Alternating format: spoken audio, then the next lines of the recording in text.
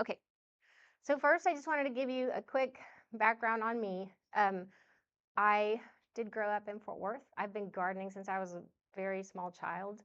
Um, and I spent a lot of time camping outdoors, and I came to really appreciate and love native trees and plants and grasses. But it really wasn't until I had the opportunity to own my own home that I got to start playing. And I happened to live in Austin near the Lady Bird Johnson Wildflower Center. And so every plant sale, I would take my wagon and I'd come home with a load. And I had all like very little children at that time, and my husband would groan because he knew I was going to think I was going to tell him we needed to take out some more turf. So we kept enough grass for the kids to play in, right?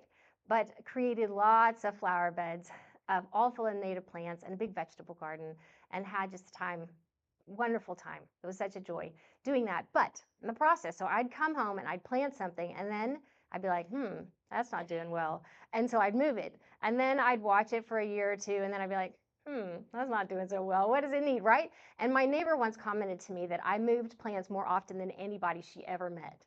But that's how I was learning, right? I was learning what grew well and learning about their growth habits and learning about light and learning about gardening in that process. And so I've been doing that for a long time now. And when we moved here, I continued to do that, starting off with, changing up the beds that were already around my home. But I was waiting because we had this big, giant side yard full of grass. And my husband and my two sons, oh, they were all into soccer. So it was like, no, mom, no, that's our soccer field, right? And so I just waited and I waited. And so finally I noticed, oh, they're not using the field. They're too big, right? They're too big for the goalposts that we had up there. They're going to the park because they're banging the heck out of the side of the house now and everything. They're not allowed to still. Then comes the pandemic. And I'm like, now's my chance. So I got all three kids were at home, and I'm like, hey, you guys aren't using the yard anymore, really. Don't you think it's about time that mom got her garden? And so we took out another big quarter of that yard and turned it into a big vegetable garden. Turned it into a vegetable garden and planted lots more native plants as well. And so that was great fun. So that's what you see here. That's a year or two ago. Not my house, but my neighbor's house, part of the garden. And here, two of my kids looking at spiders that were on the red-whiskered clammy weed in the front because they always attract these fabulous link spiders, and harvesting lots of vegetables. So just want to give you that background. I have a formal, a master gardener training, permaculture certification, but most of my knowledge and experience comes just from personal experience. Okay, so one more comment about this. See these kids in there. So plants, kids, my two favorite things. Combine them, I'm like in my happy place. So when I worked for the city of Grapevine, I worked for lots of schools, or with lots of schools, to develop outdoor learning centers and gardens. And I've continued that over a dozen schools I worked with in the area to build outdoor learning areas and native plant gardens and butterfly gardens and all of those things. So it's not only just been my own home, but lots of experience working in the community as well. All right. So I work for the Tarrant Regional Water District. Would you please raise your hand if you already know about TRWD? Okay, cool, yay.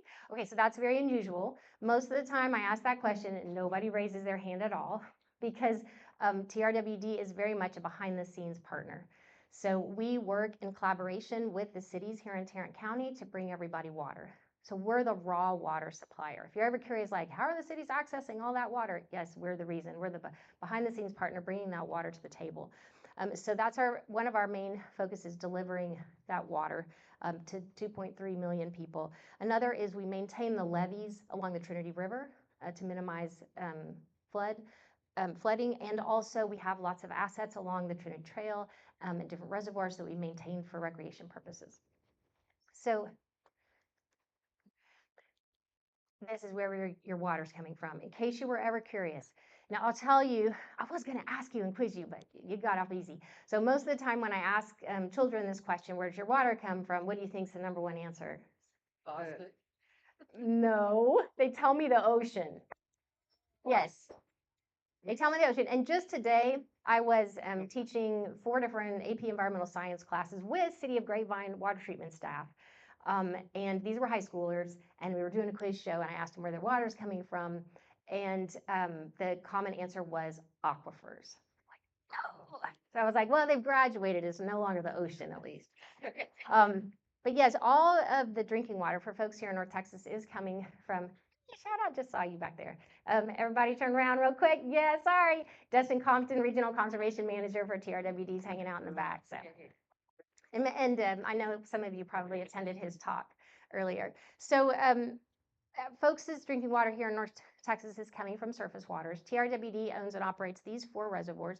Richland Chambers and Cedar Creek are far away in East Texas, and Eagle Mountain Lake and Lake Bridgeport, just north of here. So here is a map just to get your bearings. So you can see I've got like Grapevine, Colleyville kind of marked up there, and you see how far away our two main reservoirs. 85% of your water is coming from those 2 reservoirs in East Texas. Yep, and getting pumped through those pipelines all the way up 400 feet in elevation. Yeah, and then we have Eagle Mountain and Bridgeport. They're all gravity fed, and we have some local storage lakes as well. Lake Grapevine or Lewis? Grapevine is used. Sorry, wanted to add that in. I'm so glad that you asked. So if you live in North Grapevine, most of your water is coming from Lake Grapevine, and Grapevine has a water treatment plant. But it's not quite enough for everybody in South Grapevine, and especially at certain times of the year. So Grapevine buys water from the Trinity River Authority, and I'll get to this next slide here. So this is kind of how it works. We take care of the reservoirs, the pipelines, the pump stations, and then we bring the water into the Metroplex and sell the water to our customer cities and the Trinity River Authority, TRA. Okay, and so TRA then treats that water and then sells it to several smaller cities, including Grapevine. So this is kind of the overall system.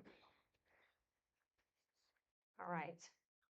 Darn it, I keep forgetting. I was going to ask you guys this question too. Okay, so this is the national average for how much water people, each person uses on a daily basis. Did you know? Is anybody surprised? Yeah. So so I ask this to kids all the time, and just the high schoolers today were telling me, I've literally got this as a guess, 6 gallons. I was like, nope, I think you're off. Nobody, actually, the whole day that we quizzed all the students, not a single student got the number right here. But how much do you think we actually use in Grapevine? You think it's more or less? Sorry. It's actually more.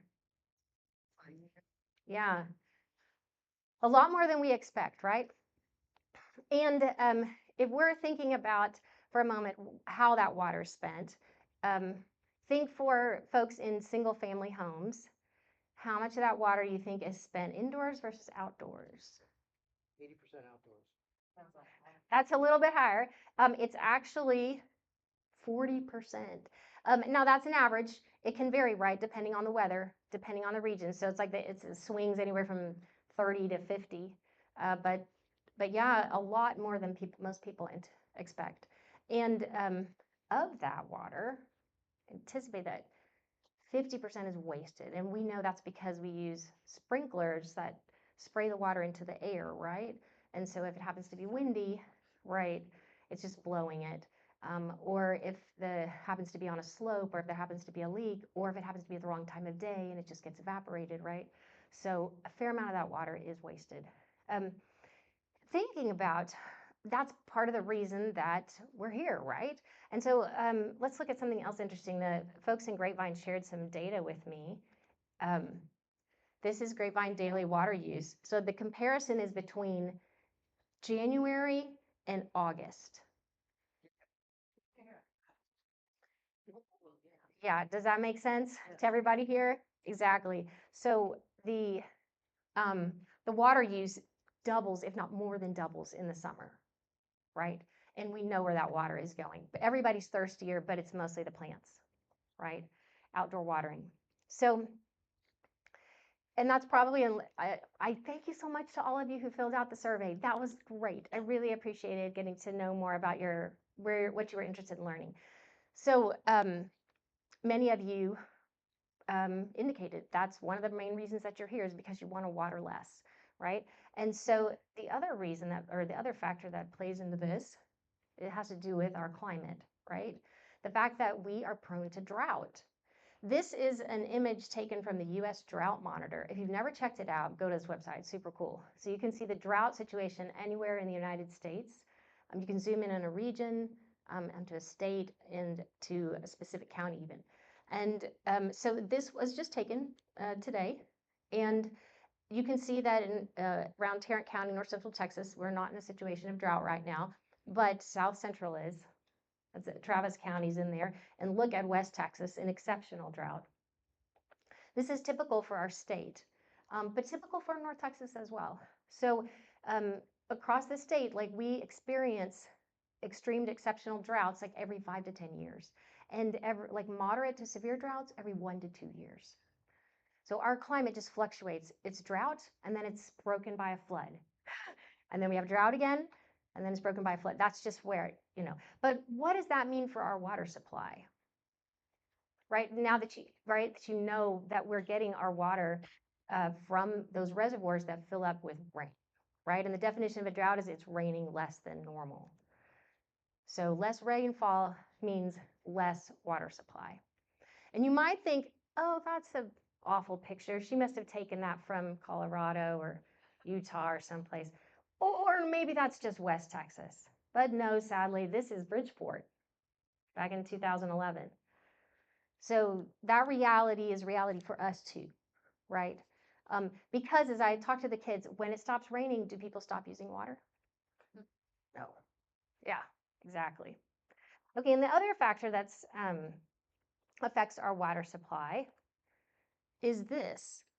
The fact that DFW is the fastest growing metropolitan area in the entire United States. So about 53 people move to Fort Worth every day, right? Just DFW surpassed 8 million recently. And in our whole water planning region in North Texas, between 2020 and 2070, the population is essentially doubling. That's what they expect. So, and of course, we know what that means then for water demands. So how is TRWD going to meet it? Because that is our legal responsibility, to provide as much water as people need. So there's lots of different options that we're always pursuing, because we have to, right? Because to meet that demand. New wetlands, actually use wetlands to purify water from the Trinity River and recharge our reservoirs. Aquifer storage recovery is something that they're investigating. Its use here, its use elsewhere.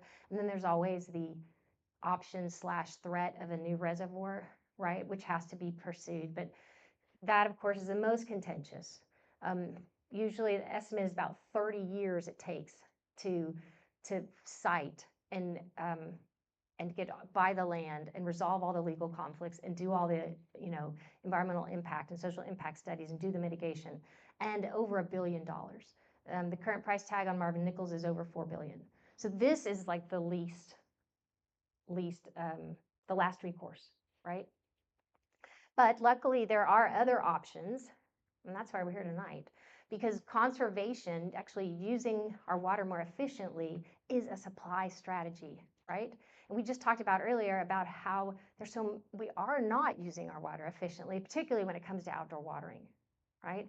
So there's so much there's so much opportunity to use our water more responsibly, to get what we need done with less water, right?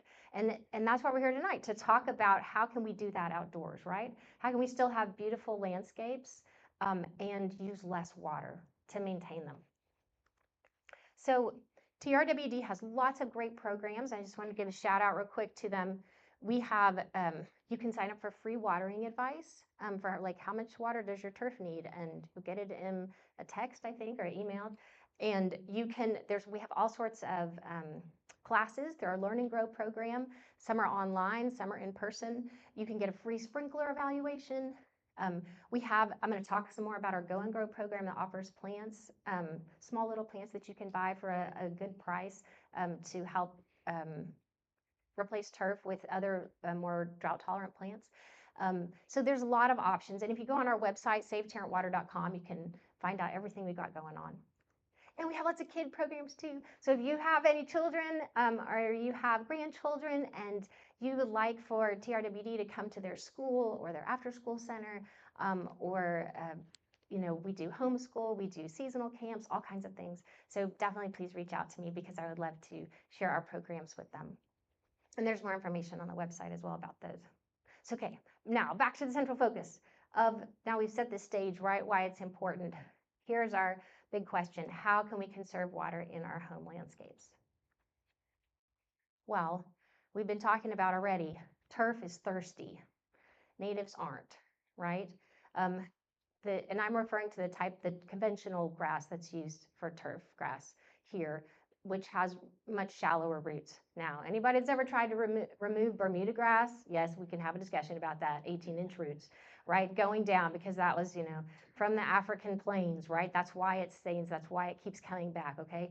But there's a big difference between people watering Bermuda grass, right, to keep it alive and looking wonderful, and the amount of the amount of water that's needed for perennials, right, native perennials. So even the more drought tolerant grasses, right, are still thirstier. So, so what can we do about this? Well, as you guys probably have heard before, you can follow a rule of thirds in designing your home landscape, where you basically divide up your landscape. You take 1/3 for turf grass, 1/3 for hardscape, like patios, sidewalks, things, and 1/3 for landscape beds. Now, why is this attractive? Why are we recommending this? And why did I put this lovely picture of an adobe house here? We do not have these here. But I love to visit them and I think they're beautiful. And I thought that it captured well what I'm trying to get across, because the reason that this 1/3 design rule is successful is because of the contrast, right? So if you have all landscape beds or all turf or all hardscape, it's not as attractive or interesting, right? As the contrast between, I thought that this picture did a good job showing the contrast between the background of the home, the landscape beds, the pathway, the grass, right? And so not too many, you don't want to divide it up too many times, right, to where it gets to be chaotic, but just thinking about that third, it makes for a very visually appealing landscape and also functional too, because there's more opportunities to enjoy the space, because each of those different surfaces provides different opportunities, right? And then thinking about removing non-functional turf. That's turf that's just not getting used, right? It's not serving a purpose other than unless your purpose is to mow it, right? And adding trees for shade where desirable. So these are all some big, scale design considerations we should make when we're thinking about conserving water in our landscape. And then, of course, irrigating efficiently. So one of the first things we want to make sure we're doing is hydrozoning, if we haven't done it already, which is grouping plants that have similar water needs. So that way you can water effectively, right? You're not overwatering plants because one plant needs more water than everything else, right? And you're not underwatering. If you have, lots of super drought tolerant plants, but then you've got one plant that clearly is not thriving, right? So trying to group those, you can make better use of the water that you're using.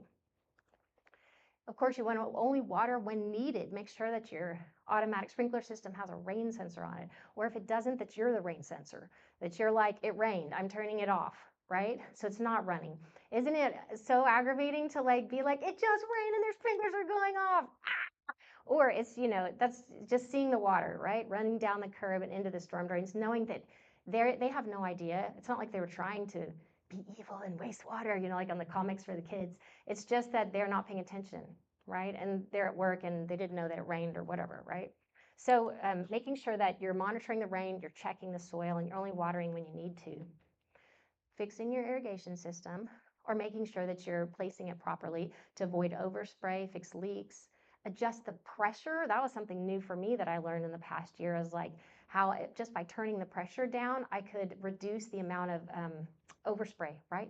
The drift that's occurring because the pressure of the water is too high in my home. And so that made a huge difference. The droplets are bigger and they're falling to the ground and not blowing. And then of course, capping sprinkler heads that you don't need, or ones that are leaking and you just don't have time to fix them. And then, of course, watering the soil. And I put this, kind of sounds funny, but watering the soil instead of the air, right? That you're really making sure that your water is getting right to where it needs to go, to the roots of the plant. So using soaker hoses when you can, drip when possible, even just, hand watering, but making sure that the water is as close to those roots as possible. The next step in how can we conserve our water I have is prepare and protect the soil. So adding compost, it's more than just about giving nutrients to the plant, right? That compost serves like a sponge. So it helps hold the moisture in the soil. And how many people use expanded shale? Anybody? Couple? Okay, usually you're converts if you've started using it. So I had my first experience with this in Austin because as I was turning my garden over, right, it was a vegetable garden, so I had to turn over frequently, I kept pulling up more and more clay. And I was like, ugh, my plants aren't thriving anymore. It's just too heavy, the soil. So I tried this. Well, shale has been heated until it's popped, and it has it's like micro pores in it, and those hold air and they can hold water. And the first year that I added shale to my vegetable garden, it was like I had a brand new garden again. It was that effective. And since then, anytime that I'm working with clay soils, I'm never sad. I love clay soils. They hold water and they have tons of nutrients. All you got to do is work on the drainage, which is a lot easier than going the other direction if you have sand and you're trying to add organic matter, right? So expanded shale is great to improve the moisture retention and the drainage. And then thinking about mulch and leaf litter, making sure your soil is always covered, right? To reduce evaporation and slow down. The more vegetation you have, the more leaf litter and mulch, you're slowing down the water, what gives it a chance to soak into the ground instead of running off, right? So making sure, and leaf litter sometimes is like, oh, I don't want to leave all those leaves, right? Or it looks messy or whatever. So there's options, right, to where this is one of my strategies. I just rake away some of it and I put some of it in the compost and then I put mulch right on top of the other ones. So it looks all fresh and neat, right, in the spring, right? Another one you can do is rake off your leaves and mow them and then stick them right back in. And that looks like it's, because it's all homogeneous then, because it's all been mowed. So, so there's lots of different options, but from a soil microbe point of view, they're just happy, right? They're a lot happier if you're leaving that leaf litter on the ground. Your birds are happier, your plants are happier, even though you might be like, oh, it's messy, right? Have to relate one little thing. So I told you when I was in Austin, we dug up all this turf and we put all these beautiful plants in. Well, I had 3 small children, and I barely had time to do, any sort of yard work. And so the live oak in the front would always drop its leaves. Did they ever get raked away? No, no way. So they just fell right in the bed. Well, after 3 or 4 years, I'm out there, digging around. The plants are great. I'm out there digging around. It was the most beautiful, crumbly, dark soil ever. And I would have never known that, right? If I had just been like, oh, I have to clean it up, if I'd had more time on my hands. So it was a good thing that I didn't have that time on my hands. And as always, I remember that every single time I want to pull those leaves away. No, you need to leave some of them here. All right, number 4, and we're getting into the heart of today. I know why most of you are interested in learning more about the plants. So choosing the right plants. Well, there are tons of drought-tolerant plants out there from all over the place. Why? Because there's super hot places all over the world, right? And so you can go to Lowe's or Home Depot or Callaway's or any place, and you can find plants from Asia, a lot of them, that are drought-tolerant. And there's nothing, from a water conservation point of view, nothing wrong at all. So some of them are just as drought-tolerant as other plants that we know right here. The issue is with non-native plants, well, a special issue if they're invasive, but let's set that aside. But for non-invasive, non-native plants, they just don't offer the same benefits that the natives do. So that's why we're going to focus on native Texas plants, because they have evolved to survive and thrive in our climate and our soils. Like they've been here so long, right? It's like they made it or they didn't. And so, and the ones that have been successful and blooming and attracted attention of nurseries and are now being sold, those are the ones that made it. So you're starting in a good place if you're starting with Texas natives. They are more equipped to survive and thrive. They're going to be hardier. There's a better chance that they're going to live. And the other great benefit is that they provide valuable food and shelter for local wildlife. I like to tell my kids always, native plants and native wildlife are BFFs. So, because they evolved to depend on each other.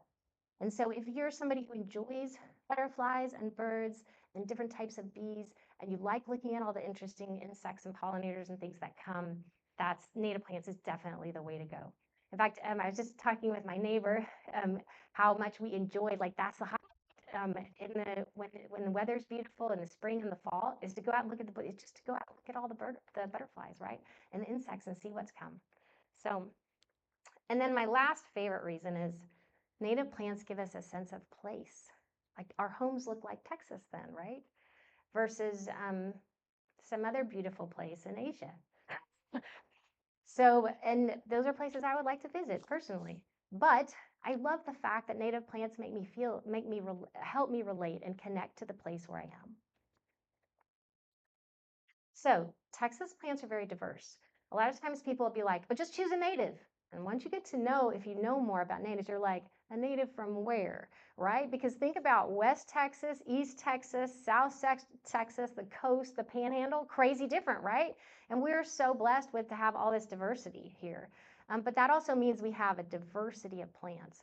And so you have to think about natives in the same way, right?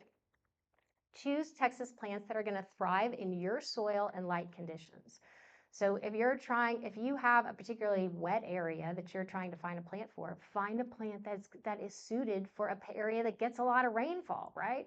If you have heavy clay soils, look to places that have heavy clay soils. If you have super sandy soil, right, look to places. So just think about it that way. Like I want to make sure that the plants I'm going to purchase are not just native plants from someplace else because they're still not going to do well then, right? They have to be suited to your particular soil and light conditions. And of course, make sure that they're going to fit the space. This is always a big challenge, right?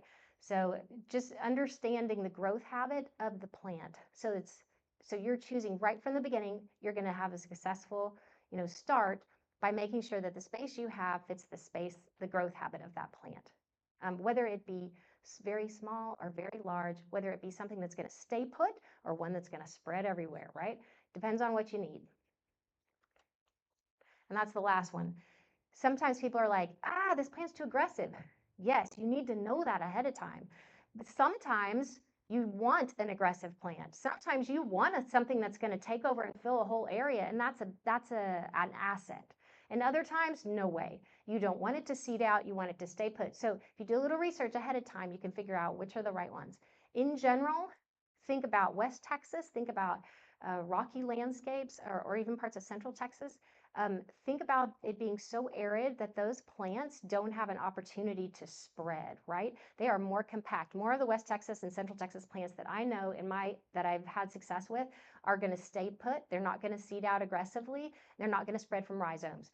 Prairie plants, okay, they're competing with all the grasses, right? They are made to spread with rhizomes. So just already be thinking about this. Do I want to put this prairie wildflower in my space? Is it okay if it spreads? All right, so be thinking about that. All right, so let's talk about plants. Obviously, we can't talk about everything. Let's see the time here. Okay, cool. We have like plenty of time. But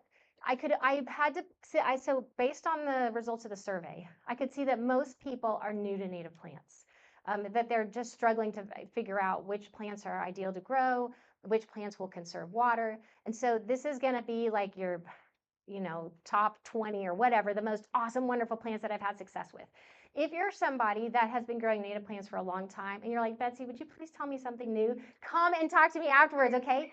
Because these are like going to be like the gateway plants. And then afterwards, you're going to be like, all right, I need some more.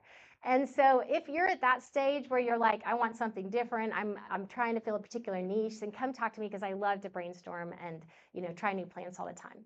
But I'm going to, stick with the ones that are like the tried and true winners right now. So bear with me if you're already familiar with them. Okay. So I thought about how to organize this, and I'm going to think about it in terms of size. So I'm going to start with ground covers, although they're not always the smallest, first two, but then I'm going to work small plants, medium plants, large plants, shrubs, okay?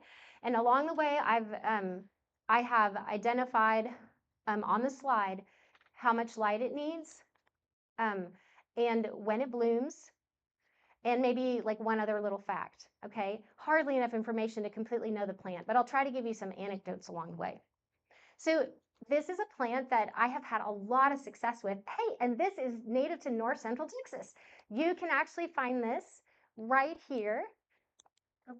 You can actually find this plant growing right here over by, where is it? It's in North Grapevine. And when I worked for the Parks and Rec department, I was so excited one day to be out there kind of, probably walking someplace, where I was exploring a little. Let's just say that. I was exploring a little. And then discovered, wow, there's some groundsel growing right here. So you can't get more native than that. Groundsel forms a lovely evergreen mat. It will grow well in shade, full shade, part shade, and even full sun if it has moisture, right? But ideally, it's like best condition is like kind of part shade. It's evergreen. It forms these large round leaves. Will stay. It's all green right now. Even that last cold snap that we got, a groundsel still looks good. And in the very early spring, before anything else has really woken up, you will get these lovely blossoms. Now they're long and they're going to stand up on stalks and they're going to stay there for like probably about 3 weeks. And so it's just when everything else is still brown and asleep, you're going to get this beautiful bright blast of color. And you'll see this plant too growing in East Texas very commonly. Like if you go walk over, where is it? Caddo Lake. And you go over there, you can walk through the woods and you'll see the maypop and you'll see the groundsel, all pretty. So it's a lovely plant. And the stalks are easy, like after they've already been spent, if you want to clip them, you can just clip them off to keep them neat. Southern wood fern is really drought tolerant. You think ferns, moisture, right? No, but this is really tough.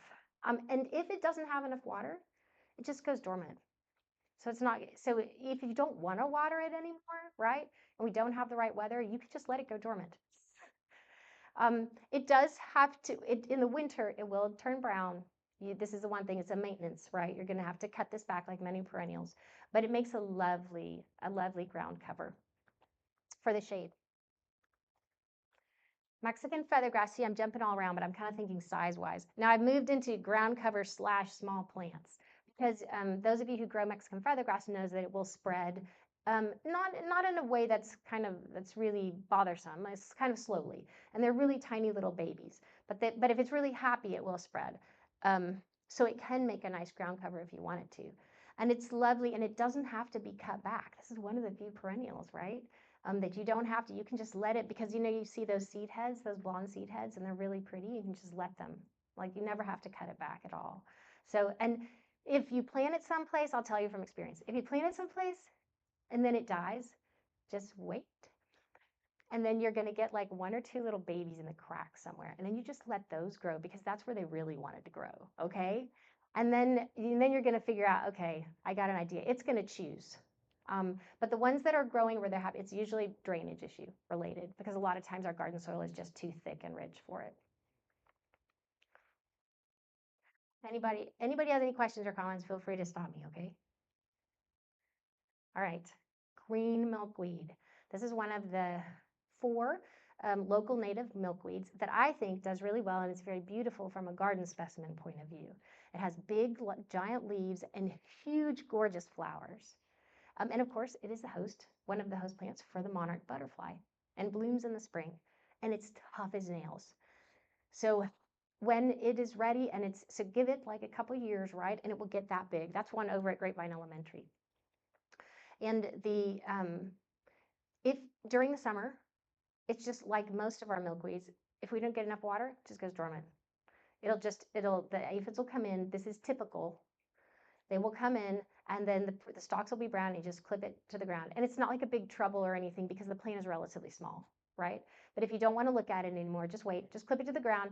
And sometimes if we get a lot of rain, it'll actually grow back, and you'll get more foliage. But if we don't, if it happens to be a dry year, it'll wait, and it'll come back next spring. So, lovely plant.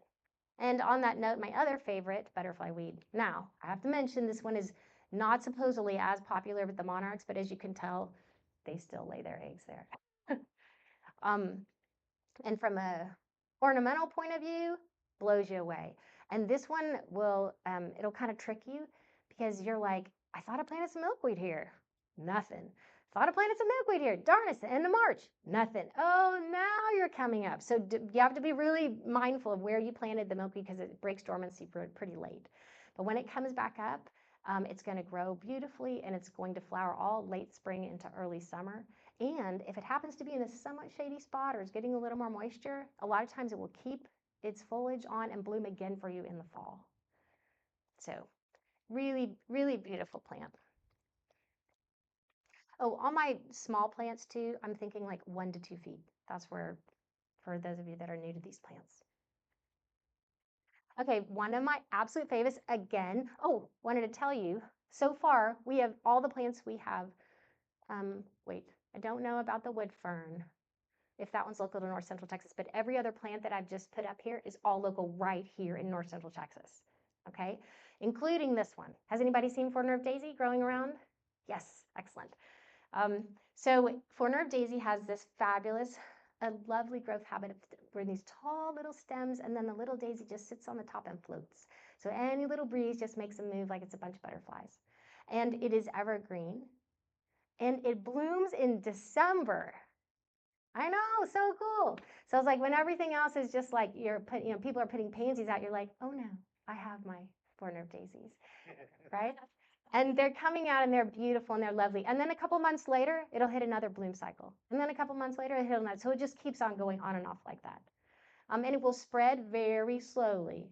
So it's a really tiny plant, but it grows very slowly. So if you want a bunch of it, you're just going to have to like either grow it yourself or find it when it's on sale, like in small little, get a bunch of it. Okay, columbine. Moving into my like medium plant size. Columbine is crazy drought tolerant. I have this area that I just recently removed the grass from right in front of my front yard. It's north facing, and there's a red oak not far from it. I'm telling you, it's dry. It is so darn dry, and all those tree roots are going right up into it. And I hardly ever watered it at all. So I put a bunch of plants there last year, and it was a big experiment. My neighbors know this. She's like grimacing. She's like, oh yeah. And I was just like, well, let's see what works. Okay, so here it is. I haven't turned this like we watered of course because the plants were new, like in July and August and stuff to get them. But I haven't watered the bed in ages. And what made it? What's green right now? Columbine, just hanging out, and it loves the shade, part shade, and it is just like a blast of color and has these gorgeous flowers, right, that are very attractive to large moths that have really long tongues, so they can stick them into the flower. So, and of course it blooms in the spring and just hangs out a lot. So when it gets too hot, it'll go dormant. And then as soon as it's cool enough, starts putting more leaves on. Is it only the golden? No, there's also the red. I didn't put the red though, because in my experience, the red is a little bit more finicky. The red doesn't get as big. And the red is not as robust. Yes. And it leans down. Now, the person who just spoke, Pam, she has both red and gold, and they've mixed. So now she has a whole hybrid colony. Yeah, it's pretty cool. Maybe she'll give you some if you talk to her afterwards. Okay, purple coneflower. Now, some of you who've grown this might be like, are you serious? This is a drought tolerant thing. This is from East Texas. Yes. Does purple coneflower do really well if it gets more moisture? Yes. But can it survive well here on very little water, less water than turf? Yes. And it will surprise you. If it gets in the right circumstances, right, it just gets a little bit of afternoon shade, right? It's not going to stress it as much. It's going to just grow and be super happy. And just make a really, really big specimen. That, like this one here, this was actually a volunteer in my garden that came up, and now it is like 3 feet wide. And I just honestly, I kept being like, Betsy, you need to move that. It's in the vegetable garden. Betsy, you need to move that. Now I'm like, I'm like, no, I can't move it. Like, it's so happy there. There's no chance I'm moving it. So this, of course, is a wonderful butterfly magnet, and then has medicinal properties as well, and blooms in the summer. And I say that because I'm always thinking about what blooms in the spring and the fall, because I work with the schools. And so I was like, oh, I can't put the coneflower. Nobody will see it. So the coneflower is absolutely beautiful. Okay. Now, this is also one of my absolute favorite plants.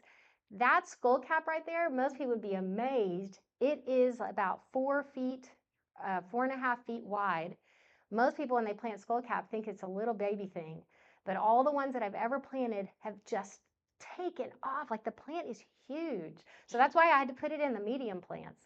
So the pink skullcap that we see from Mexico that's sold a lot in the nurseries, that one does not get as big. Um, and it is so not as good as this one. I'm just kidding. It is not, this one is really fabulous and robust. This is growing by my mailbox where it gets no supplemental irrigation.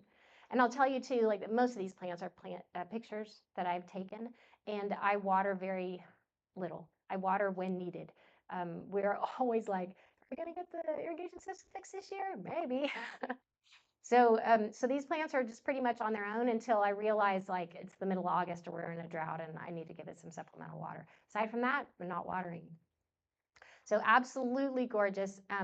And I've discovered too that this plant can actually handle a lot more moisture too. You know, a lot of plants that are very drought tolerant get, when they get wet feet, right, they're gone, right? Or they need more drainage, but not this one. It can actually take, so if you have an area that is going to get flooded occasionally or some heavy rains, the skull cap is going to be able to tolerate it. So that's pretty cool. Brazos or Gulf Coast penstemon is also really reliably hardy. Um, it is a gorgeous plant. It forms a beautiful evergreen rosette. And in mild, okay, I say mild, we just, you know, the cold that we just had. Well, I have a bunch of Gulf Coast penstemon that seeded itself again in my vegetable garden. But I went out there after the cold snap, still beautiful and green, didn't even affect it. So this is from the more the Houston area, but it grows really well here. And so you get this winter rosette, and then it's going to bloom in the spring for you. Um, when it's blooming, I would say 2.5 feet somewhere. Otherwise, it's just about like 6 inches, the foliage. And this is another one too, that if you get a really dry spell, you're going to lose all the foliage. In fact, it might even die and you could treat it like an annual. But I'll tell you that most of mine, they are reliably hardy as perennials. They come back year after year, and they have, and I'm always surprised that sometimes they may lose their foliage on the top, but then as soon as the temperatures drop and get a little moisture, it'll come right back. So most of the time, the leaves are there too, especially the ones that are in part shade. The more ones that, you know, the more sun it gets, the more likely it is to go dormant. Landsleaf coreopsis. Now, this is one I have to tell you can spread if it's happy. I'm seeing some people going, yes, thank you for saying that. Personally, though, I don't really mind because the babies are really easy to remove. So you can just take like a garden hoe or anything else and they're just super tiny, right? So it's not like you're digging, it's not spreading by rhizomes. That's what I'm saying. It's seeding out. And plants that seed out sometimes are easier to handle than plants that are spreading by rhizomes because the rhizomes you're going to have to dig them out, right? And these that spread by seed, you can just take your garden tool or your trowel, whatever, your hoe, and knock the top off, and so you can clear that space. But they're so darn gorgeous, and again, it makes an evergreen rosette. They're all green right now. Some of them are looking a little bit tattered, but they're all still green, and it's going to bloom like in March, and just a ton of blossoms. And this is one of the natives that if you deadhead this, it'll just keep blooming and blooming and blooming and blooming for you. It attracts so many insects. Usually when I try to take a picture of coreopsis, I can't just get one insect in it. Seriously, like there's usually like 3 or 4, and I'm always trying to be like, well, what is that thing? And what is that thing? I don't know. It's so popular with the pollinators. Rock penstemon. How many people have grown rock penstemon? Anybody? A couple people, cool. So I planted this rock penstemon, I would say probably about 8, not this one, but about 8 years ago, I planted a little one on a corner, and it just stayed there. It didn't get bigger and it didn't die. It just stayed there. And I thought, well, it's surviving, but it's not really thriving, okay? So this past year, I thought I'm going to move it someplace else, see if it does better. So I moved it into another space, and I bought a couple more. And now the space gets a whole bunch more sun, and they all grew a bit bigger. But I planted, I think, at least 3 of them. And 2 of them I noticed are still about like kind of moderate size, and they kind of like when it got really hot, they weren't too happy, right? The one that made it is the one that's whose roots are tucked beneath a rock. And if when I did some research on this plant, I discovered, yes, that's how it likes to grow. So again, do a little bit of research and you'll understand your plant habit more. But the one that had the rock that was shading its roots got that extra moisture it needed from the water dripping off the rock, and the soil right there was cooler. And that one is 3 times the size of the other ones. So pretty cool. But so I was kind of like meh, meh about this plant, but now I'm like, yes. So it looks really gorgeous, and it's all green right now. It's all green. Okay. Zexmania can't get any tougher than this. This is like tough as nails. Now it kind of feels tough too. It's got a very scratchy kind of leaf, and it's kind of narrow, but those blooms, they'll just keep coming and coming and coming. Over at Glen Hope Garden, in Colleyville, we have a native plant garden there, and we struggled to get a lot of things to grow because it would alternate between really dry and then really wet. It had good drainage, but then it would get soaked, and then we'd lose plants. No, the Zexmania got in there and just took off. Now we have huge beds of Zexmania, and it looks gorgeous. So this plant though does do best when it gets good drainage, when it gets better light, right? It will just kind of languish a little bit if it is not getting as much light as it needs. Autumn sage, had to throw it in here. I was like, I can't have a native plant presentation and not put this in here. But I thought this is beautiful. This is actually another one from Grapevine Elementary. This is from a couple of years ago. And that garden is completely off irrigation. No supplemental irrigation whatsoever. So I just love this plant. Now, I have noticed a couple times in that particular space that the leaves will turn kind of yellow and it'll get chlorotic after we get a whole bunch of rain. So I've added like some green sand and some other trace minerals, and it's just like popped right back up, right? But I think that, autumn sage comes in all these beautiful colors now, but I have to give a word of warning. The purple is not as cold hardy. And some of the other colors, like, they've got coral and then like, so many pretty colors that I try. But I feel like the hot pink and the red and the white are the ones that are the hardiest if you want to start with one. So if you start with a purple, just know that it may not be as cold tolerant. White mist flower, I have a whole bunch of white mist flower at my house, and I have some that's growing in full shade, and some that's growing in part shade, and some that's growing in full sun. Now, if it's in full sun, it's going to need a little bit more moisture, but it will do fabulous in all sort of light conditions.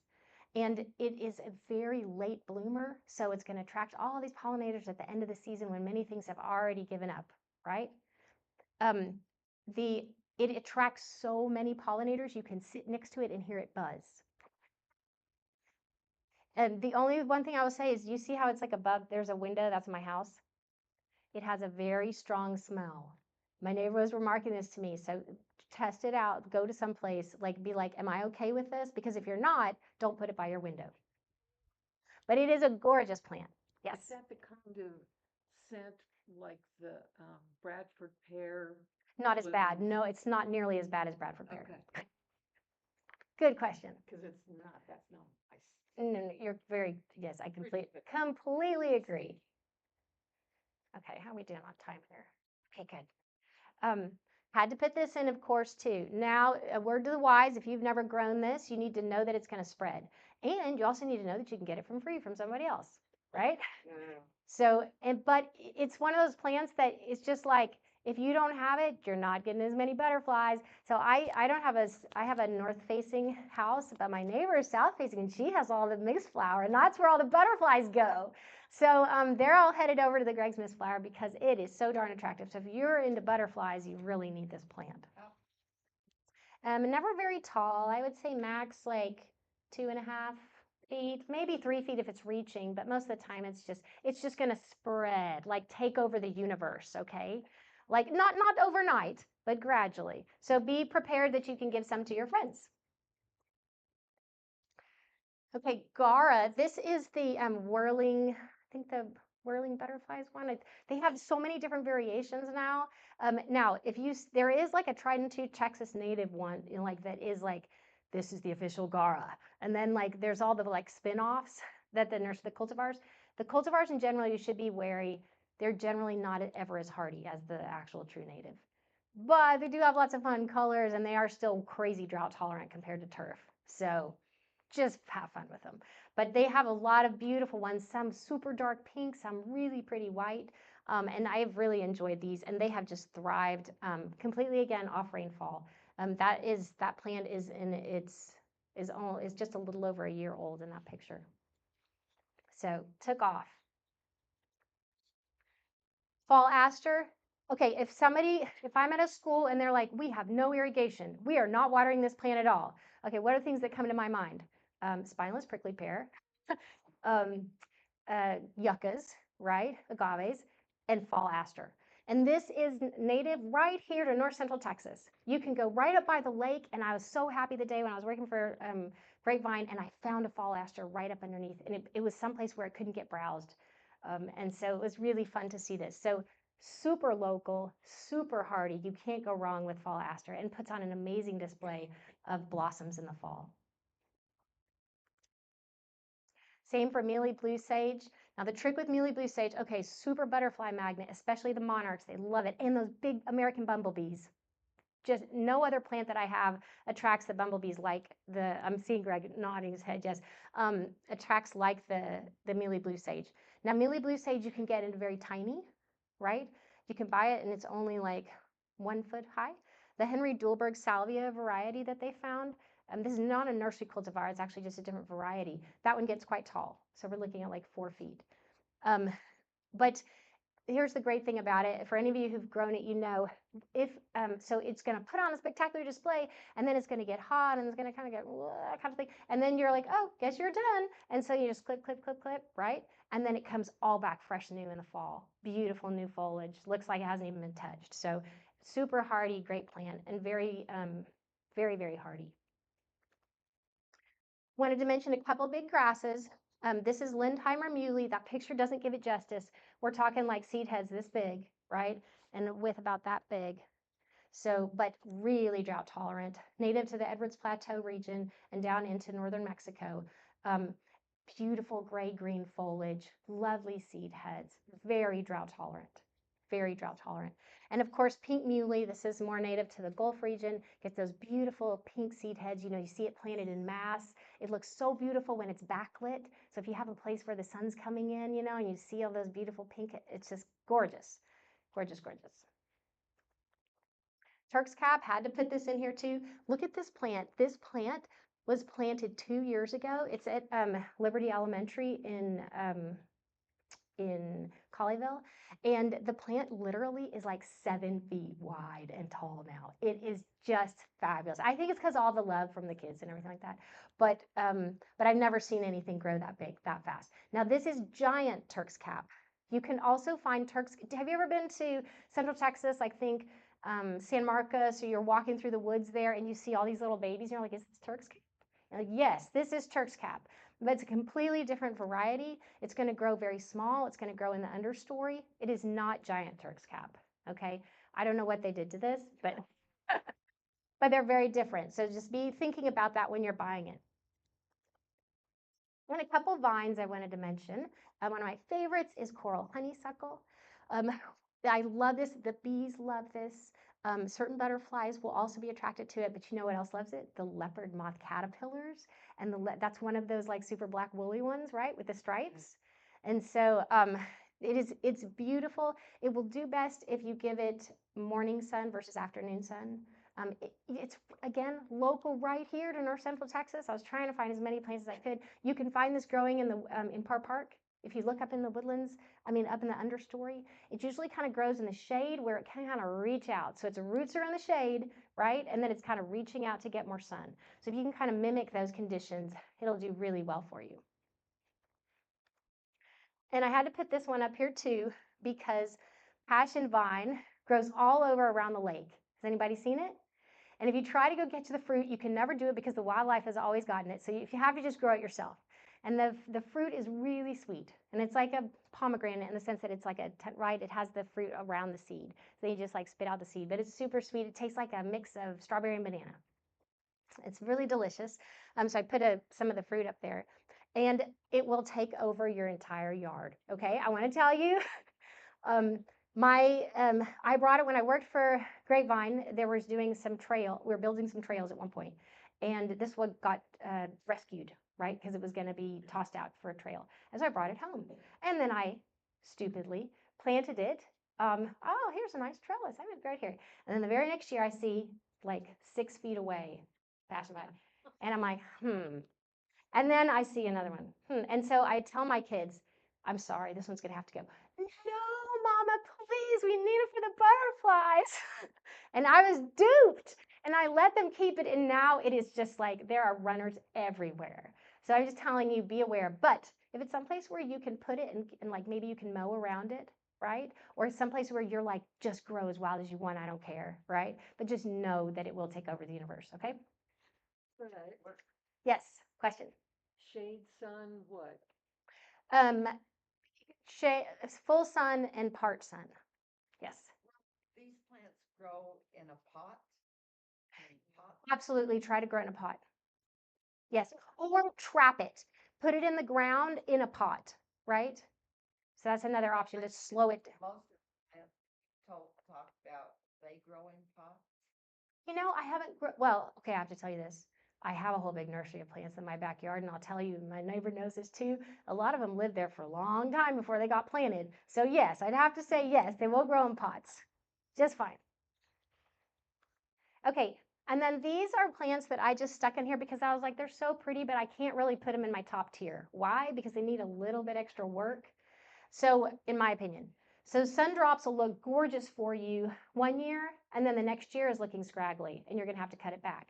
Wine cup, it's going to look gorgeous in the spring. You're going to be like, oh, come over and take pictures. Do you want to put your grandchild here in front of my wine cup? It's so beautiful.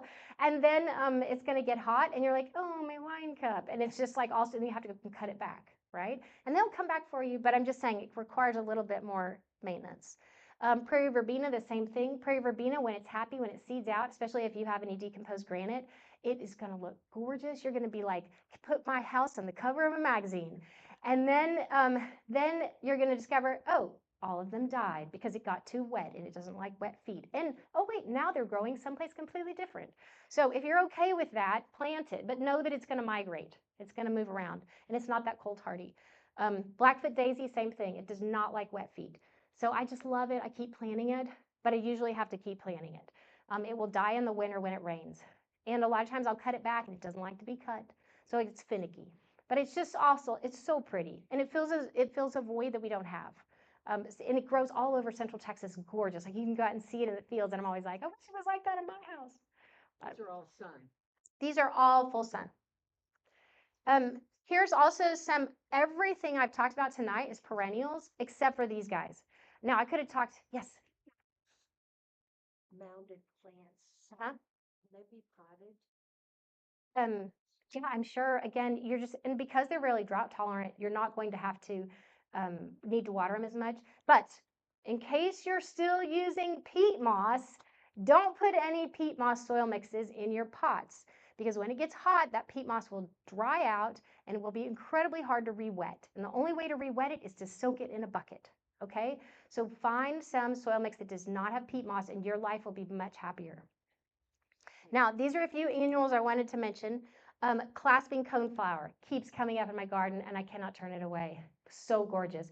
But do I have to cut it back? It's an annual, yes, because it will take over my vegetable garden. Blue bonnets, same thing. You're gonna have to, you want them to seed out, you want them to look gorgeous, but then they're gonna be dry and you're gonna have to put up with them, right? Until you can either collect the seed or let the seed all burst and scatter. So these are plants that require more intention, more effort to grow. Common sunflower, can't beat it. I mean, you never have to water that at all. I just had so much fun this past year watching the squirrels go up and just perch on top of the sunflowers and eat off all the tops of the heads. They'd wait till they were dry, snap them off, and then just sit up there and have lunch. But is that a pain to have to go and knock down those big, thick stalks again? Yes. So again, just a little more effort. Depends where you are in the spectrum of wanting wildlife versus, time. And then one of my all-time favorites is red whiskered clammy weed. Anybody grown it? Yeah, you have to try this. I'll give you seed. I collected tons of seed. It's a beautiful annual. It's like what is it, like the spider cleome? That type of, it's white and pink and orange all at the same time. It attracts butterflies and all kinds of pollinators. It smells like cucumber. It grows like this tall and it blooms in like late July and August when everything else is like, we're done, right? But this plant is so happy. And it is just like, so you're like, you can't be mad at it, right? You just have to be, I have to put up with you. You're so fabulous. Nothing else is blooming right now. So it's a, They're all sun. yes, and they are all sun and they are all annuals. So they can be grown easily from seed too. Okay. Utah, Tanner. No, I cannot. I can only simply because I don't have experience.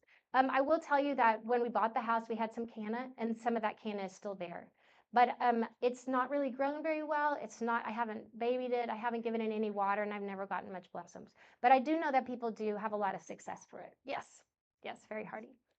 All right, so if you're new to native plants, here are like the best places, and each one of these sites has so much information. Starting with savetarrantwater.com, go to, it says /pollinator, so many resources about native plants all in one spot. Waterisawesome.com has a great like top 100 plants. And if you don't want to be overwhelmed, go to Water is Awesome because it's like, okay, 100 plants, that's it. And you can kind of, there's a search engine, you can see what you like, but it's not like Lady Bird Johnson where you pull it up and it says, 1,200 plants, okay? Or, something like that. Texas Smartscape's a great resource too. Again, another plant search engine. Wildflower Center, the most authoritative, right? If you want the most detail, the most information about where your plant grows, go to Lady Bird Johnson Wildflower Center and look it up. And then, of course, the Native Plant Society of Texas also has a fabulous search engine and lots of great, great information. Go back. I know that is 8:06. May I have just like till 8:10, Cindy? Okay, she's giving me the, okay, if you do need to leave, please feel free. I'm sorry that I'm running over. Yes. Oh, go back? Well, Oh, I'll try, but the only way I was able to do it on my computer was through enter. So I don't know what's the maybe backspace? I don't know what's gonna happen. No, it didn't work. Okay, but I'll help you later. I don't know why the arrow buttons are not working on this. Okay, so there are lots of nurseries that sell native plants. You can get native plants right there at Lowe's, but be wary, a lot of times they're mislabeled. And a lot of times they're native plants from like Illinois. And so you think that you're like, oh, this is the native plant, it's native to Texas. Yeah, but it's not our variety. It's the one that's from some other place because they have regional buyers. Okay, so and so many times I've gone to the folks at Lowe's and I've been like, this is not butterfly weed. I'm sorry, you've got this mislabeled. This is actually coreopsis. So these are the nurseries where I have the most success when I'm looking for something. Weston Gardens, Nativo Gardens, which is new in Fort Worth, Eco Blossom, and Natural Garden. Are any of these cheap? No way.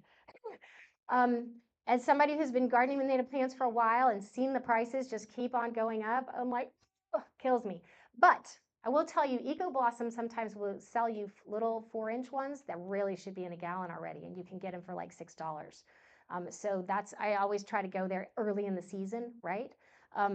Nativo Gardens will offer you, Nativo Gardens and Weston Gardens are the best deal. They're the lowest prices. Natural Gardener is like when you're desperate, okay? Because the price, seriously, and Euless, because the price, I really do appreciate it. I don't want to knock it if you happen to be from Natural Gardener. I do really appreciate it, but they do have higher prices. Local plant sales, great option too. I know the Grapevine Garden Club often has native plants. The Native Plant Society, go on their website. They have plant sales like at the Molly Holler Wildscape. And then there's online nurseries. Native American seed just can't be beat as far as if you want to start something from seed. Right now we have, TRWD has a new program where you can get a rebate on a Go and Grow box. Now, these Go and Grow boxes, I don't remember the exact price, but what you think is you're getting a whole bunch of little baby plants, okay, like 24, and they're small little plants, and they come with plant designs. So it's kind of like InstaGarden. And so if you take a class, you can get a rebate, and so it'll take $20 off your Go and Grow box. And we have a new program too. Oh wait, oh sorry, I can't go back. Related to that Go and Grow garden, if you remove 125 square feet of turf and you cap the sprinkler heads, you can get the Go and Grow box for free. So it's a landscape incentive program. Okay. And so just go to savetarrantwater.com. You're going to see the Go and Grow box right there and then click. Okay. If you're interested. Now, isn't this cute? I just thought he looks so fun there. So keeping native plants looking good. Water only when needed. No, because that's probably, I think, the biggest problem people have is that they try to incorporate native plants that don't need as much water, but they don't adjust the sprinkler, the irrigation. So don't overwater them. Know your plant's growth habit before you prune. So if your plant is, like let's say fall aster, it's going to bloom in the fall, but then in August you're like, oh, it's looking really ratty. I'm going to cut it now.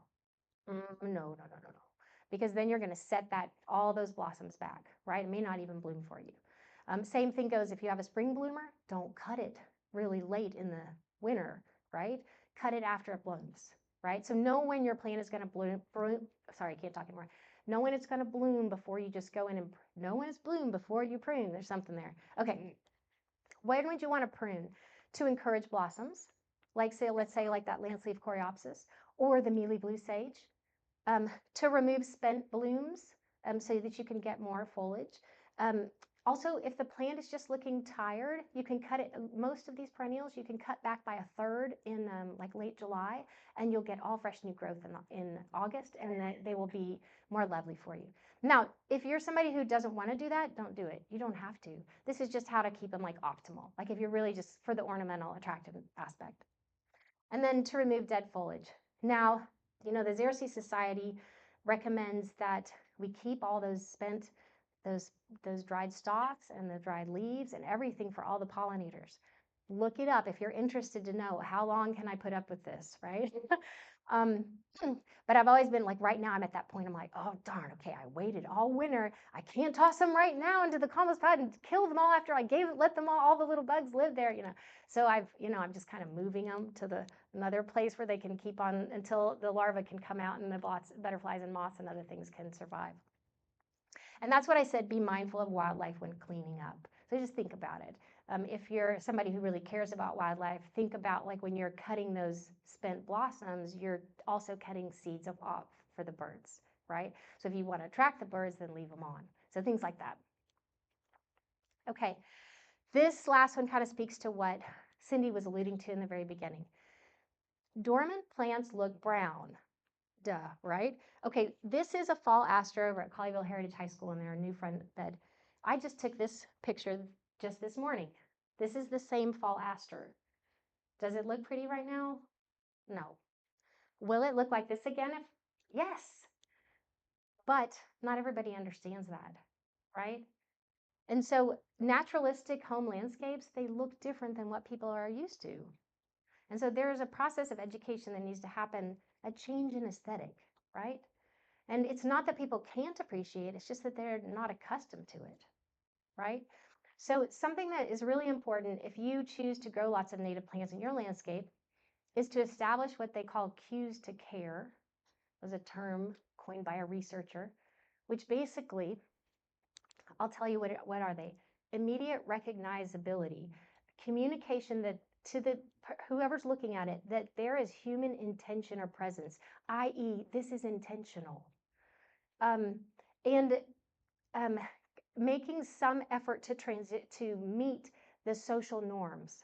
So for example, if to show people that this is intentional, there might be a mowed edge right next to it. There might be a border. There might be, if you have a yard that's mowed, there's not weeds in the bed along with the plants, right? Maybe there's even signage. Wait for the butterflies. This is a pocket prairie or Texas grasses. It tells people you did this deliberately. These are not weeds, right? And that there is a plan. um, and make every effort to help people understand in a kind way, right? People are a lot more open to change when they're approached kindly about things that are in their neighborhood, right? Because they're not accustomed to seeing things, and they may feel that it's making their neighborhood look bad, and it may take them a little while to appreciate the same things that you appreciate. So share your knowledge, share your enthusiasm, and be patient with people. And if you could, please share, if you could share your thoughts on the talk tonight, I'd really appreciate it. And for all those who filled out the survey, I put a question in there about a native plant swap. Now, this is not something you pay for. This is more like, I've got like 100 black-eyed Susan babies. Would any of you like them? And so if there's enough interest, we thought that we might try to work with the garden club or, other people and organize something where everybody could get together and just bring all their babies, right? Here's my Greg's Mist flower for you. Here's my Landsleaf coreopsis, right? And so it's not something that we would, so if you're willing to share plants or if you would like to take home babies, then if you could please everybody scan this, and there's a question at the end. If you want to, just put your email in and we'll contact you about that. So I'm gonna give you a second just to scan this. You don't have to fill out the form right now, but if you could scan it, I'd really appreciate it. One is not. What'd you say?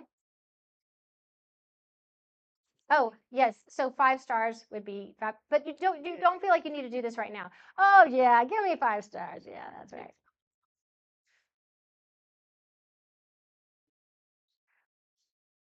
Excellent. Thank you. Thank you so much. Okay, is everybody good? Don't leave yet. Cindy has threatened me. No, just kidding. Cindy has told me, given me something important. So, if you want to stay kind of tuned and connected with Tarrant Regional Water District and find out about our classes and everything, we have a newsletter. It just comes out once a month, so we'd be happy for you to sign up. You can go to savetarrantwater.com to sign up. And if you have a special question about plants or just want to connect with me, here is my contact information.